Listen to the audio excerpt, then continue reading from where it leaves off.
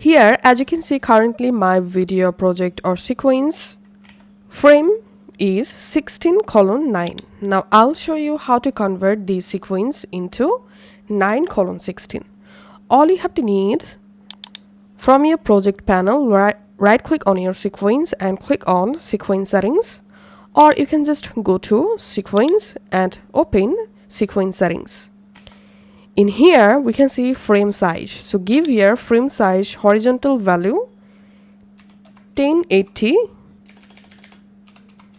and vertical value 1920, and then your frame or project size will be converted into 9:16, just like this. Now just click on OK. Now we have to adjust our video with our sequence. So after selecting your clip, go to effect controls, select scale and increase this video scale to adjust with your sequence. And that's how you can do it.